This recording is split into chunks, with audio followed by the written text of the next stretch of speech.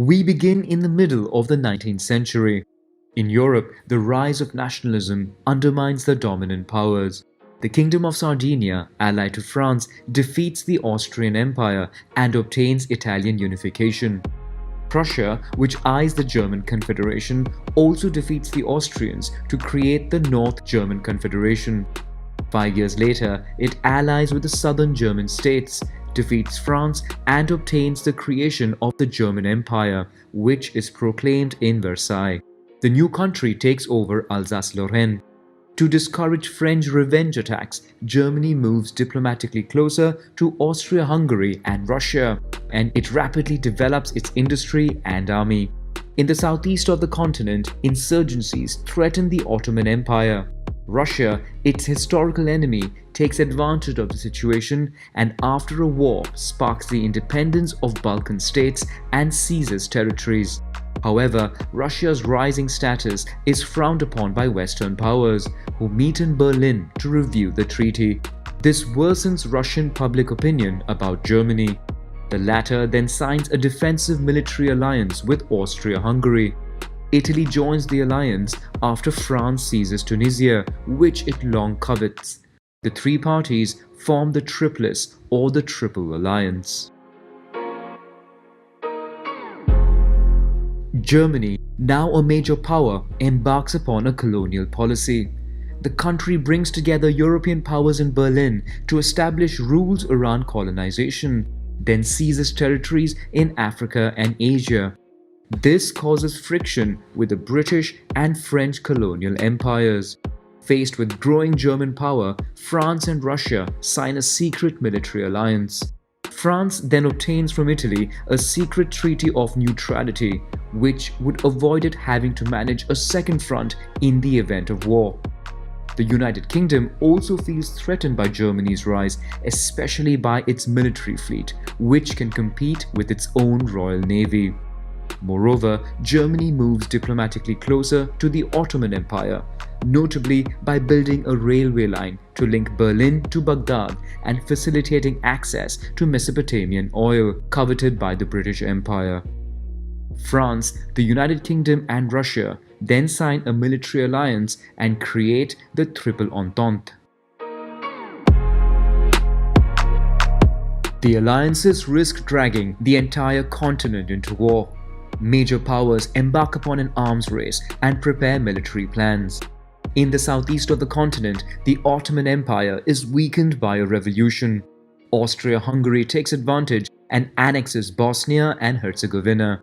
This move is opposed by Russia and especially Serbia, which dreams of uniting the Slavic peoples of the south. Then two Balkan wars push the Ottoman Empire to the borders of the continent.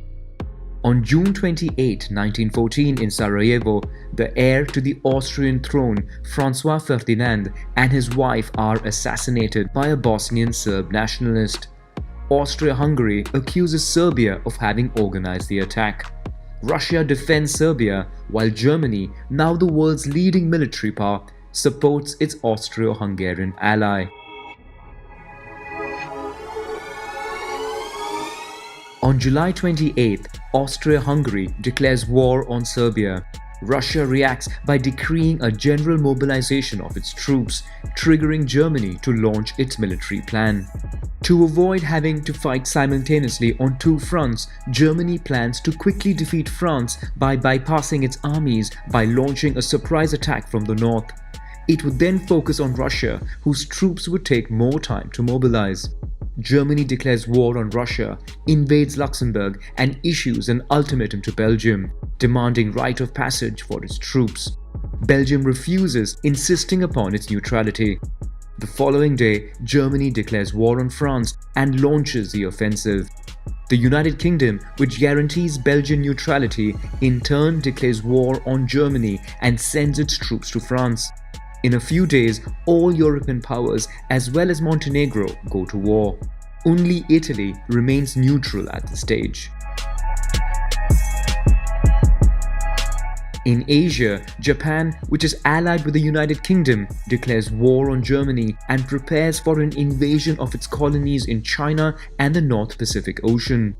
On the Eastern Front, Russia launches its offensive earlier than Germany expects but fails to gain ground in East Prussia, while further south, Austria-Hungary retreats. In the west, the Allied armies cannot hold back the German advance. The Franco-British armies retreat to Marne, where they reorganize, while the French government flees the capital to take refuge in Bordeaux. But the first German army holding the flank pivots away from Paris to join with the Second Army and continue surrounding Allied forces. The Parisian Reserve Army attacks further north, stopping in its tracks the German advance. With this breach in the ranks, Allied forces rush in and force a German retreat. This is a failure of the Schlieffen Plan. When the front stabilizes, the two camps attempt to outflank each other and embark upon a race to the sea. For Germany, it is also a question of isolating Belgium and seizing ports where British reinforcements and supplies land. The Belgian army barely succeeds in joining the deadlocked war front. Networks of trenches are dug on both sides for about 700 kilometers between the North Sea and the Swiss border. Now that the Western Front is frozen, both sides use full force to attack the enemy. The war becomes total. The mighty Royal Navy imposes a naval blockade on Germany, while German submarines are sent to British waters to sink all ships and vessels. Aviation, which is still a recent invention, is used first for observations.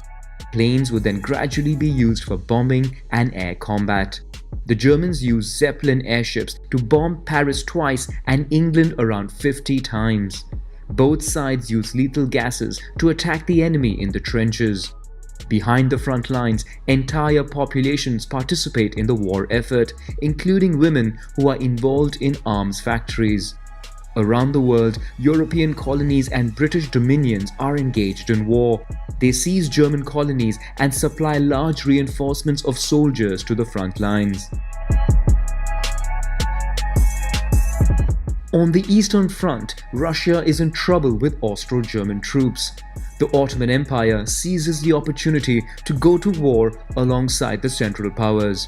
A new front opens in the Caucasus as Britain lands an Indian army in Mesopotamia with the goal to take control of oil resources.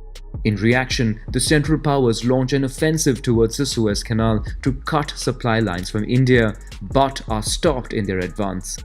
In the Caucasus, after the failure of the Ottoman offensive, the government accuses the Armenian people of having supported Russia. In retaliation, more than half of the Armenian population would be massacred in what is today recognized as genocide by 32 countries, but not by Turkey. To support geographically isolated Russia, allies want to open a sea supply route via the Dardanelles Strait. Franco-British ships enter the strait to bomb Ottoman forts, but find the waters full of sea mines, forcing a retreat. A month later, on April 25, Allies organize a military landing, but Ottoman defenses hold steady, creating another deadlocked war front. During its submarine war, Germany sinks the British ship Lusitania, causing 1,200 civilian victims, including 128 US citizens. The United States, officially neutral until that point, registers protest. To prevent the US from going to war, Germany slows its submarine warfare. Italy, after negotiating with the Triple Entente to annex new territories, declares war on Austria-Hungary and launches an offensive around the Isonzo River. On the Eastern Front, Russia completes its retreat and stabilizes the battlefront. Bulgaria, which wishes to recover Balkan territories, joins the Central Powers. Together with Austro-German forces, they invade Serbia. In reaction, the Allies violate the neutrality of Greece by using Salonika to land reinforcements coming from fronts such as the Dardanelles, where Ottoman victory is complete. But it is too late for the overwhelmed Serbian army that flees via Albania. Troops are landed on the island of Corfu, from where they will be gradually brought back to the Macedonian front. On the Western Front, Germany launches a massive offensive in Verdun. The German artillery pounds French trenches, which resists as best they can. In the south of the continent, Portugal, allied with the United Kingdom, confiscates German ships in its ports. In response, Germany declares war on Portugal, who then sends troops to France and to its colonies in Africa, where only German East Africa still resists the Allied offensives. In Mesopotamia, the United Kingdom, after losing its besieged army in Kut, seeks support in the region. It secretly negotiates with France the partition of Ottoman territories at the end of the war.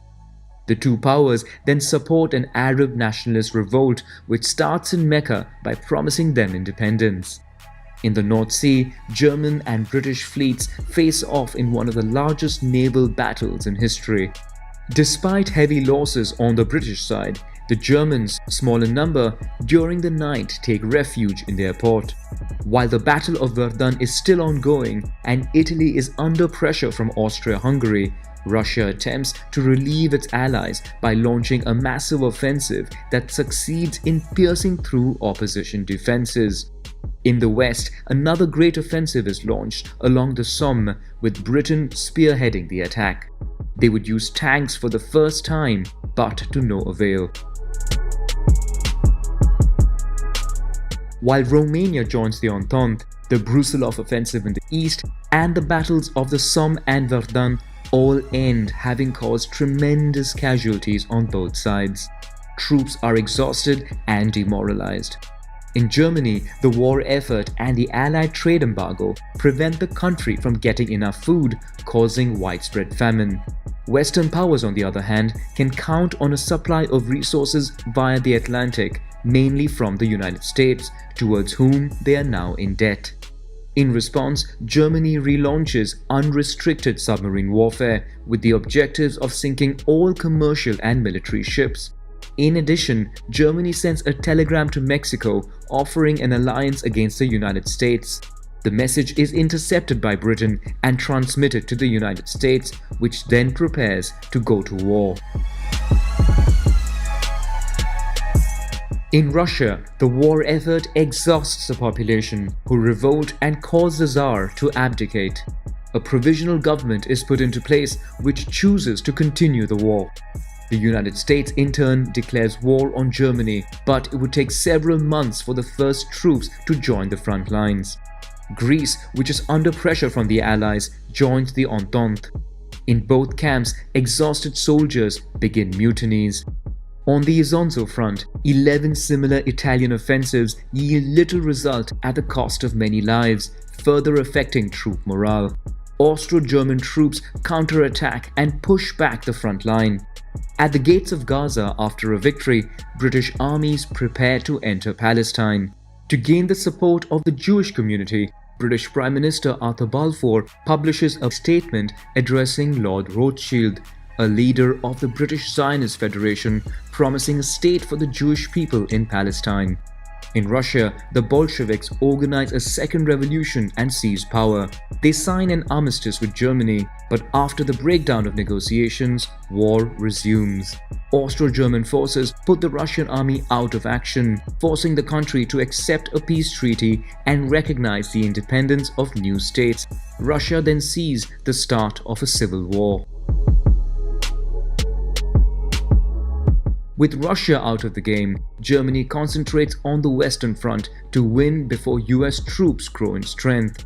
A large-scale offensive is launched lasting 4 months, and German troops push their way to Marne again. But a powerful Allied counter-offensive forces German troops to retreat. In parallel, the Allies launch an offensive on the Macedonian front, which quickly forces Bulgaria to sign an armistice.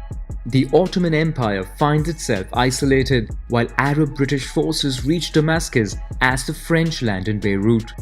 Austria-Hungary retreats to the Balkans and to Italy. The empire is also weakened by minority separatists who proclaim their independence. The Ottoman Empire, followed by Austria-Hungary, sign an armistice with the Entente. In Germany, sailors refuse to fight the Royal Navy and start a mutiny which turns into a popular revolt. The Kaiser is forced to abdicate, and Germany's new government requests an armistice which is signed on November 11, 1918. Over a period of 6 months, victors of the war meet in Paris to draw up peace treaties without inviting Bolshevik Russia, who signed a separate peace treaty with Germany. The United States proposes a peace plan which includes the creation of the League of Nations.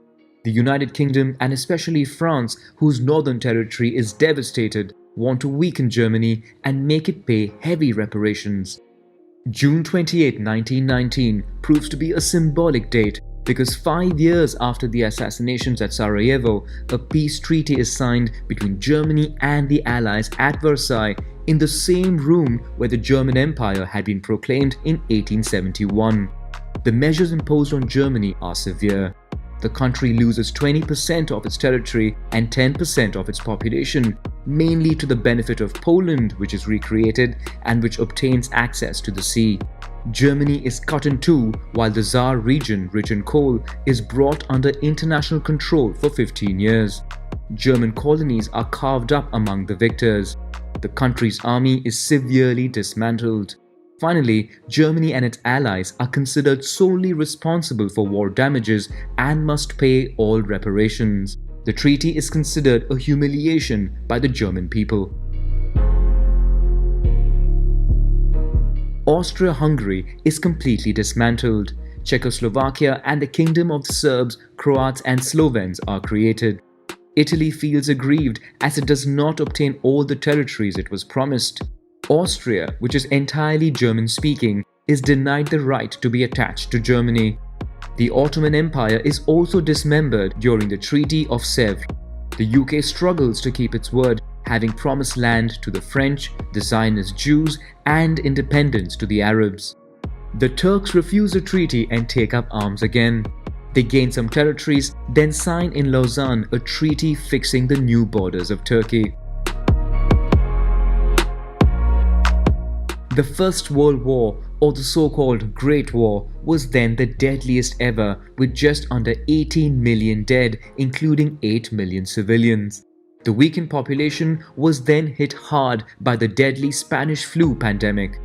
Economically, European powers find themselves heavily indebted to the benefit of neutral countries and the United States, which strengthens its status as a leading economic power. Russia becomes the USSR, a country exhausted by war and frustrated by the loss of many European territories. In Palestine, tensions mount between Arabs and the Zionist Jews who migrate there. The new European borders disgruntle many. The fact that some German populations are now living in Poland and Czechoslovakia would contribute to the outbreak of the Second World War.